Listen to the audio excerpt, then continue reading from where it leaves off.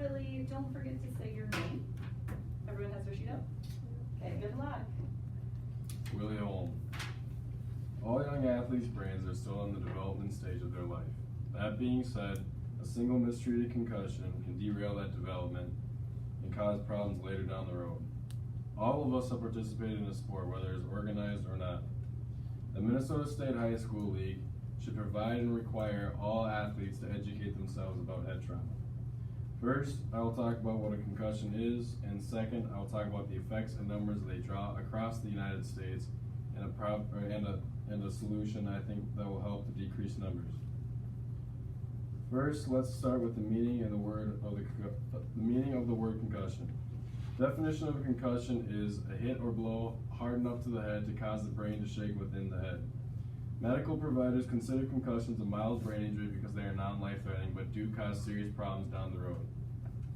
Youth are more at risk, but with today's technology, better equipment and better technique have helped decrease numbers. According to Catherine L. O'Connor from Neurotrauma Research Laboratory and a graduate from the University of Michigan, she states in her journal titled The Epidemiology of Sport-Related Concussions in High School Athletes that sport-related concussions pose a threat in the long run, published in 2017. Short-term effects of concussions can include dizziness, sensitivity to light, and headaches. Long-term effects can be depression, memory loss, and other psychological effects.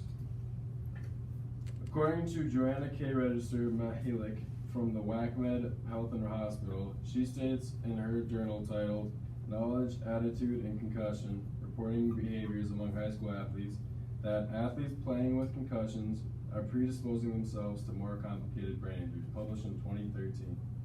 Now that we know the meaning and effects of concussions, let's talk about the effects and numbers they draw across the United States and a workable solution. There are greater than 300,000 sport-related concussions each year. That number is being led by sports like football, soccer, and hockey. Basketball, swimming, and cheer are close seconds.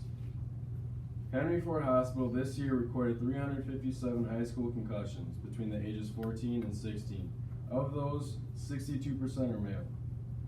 According to Grant L. Iverson from the Department of Physical Medicine, he states in his reading titled Factors Associated with Concussion-Like Symptoms that symptoms do relate to the sex of the athlete and pre-existing conditions, published in 2015. All of this is the reason parents aren't letting their kids play football and other high-contact sports. We see sports like football seeing decrease in numbers drastically. According to Jingzheng Yang from the Center for Injury Research, he states in his article titled New and Reoccurring Concussions Before and After Traumatic Brain Injury Loss that additional research is needed to know more about long-term effects. This is still a new subject to all of us. One workable solution I see to help decrease numbers is requiring athletes to take classes. These classes would start in 7th grade and be specific to the sports that those athletes play. These classes could be taught by a trainer, school nurse, or athletic director. And higher contact sports obviously have to be a greater concern. According to Timothy A. McGuine from the Department of Orthopedics and Rehabilitation, he states in his article titled The Influence of Athletic Trainers on the Incidence and Management of Concussions in High School Athletes that there was a study showing that more athletic trainers at a school has positively influenced the number reported with concussions in 2018.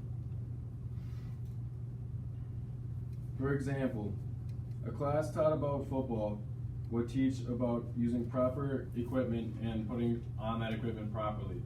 It would also teach proper technique when it comes to blocking and tackling, the higher contact part of the sport. These classes would be required to take every year an athlete is out for that said sport.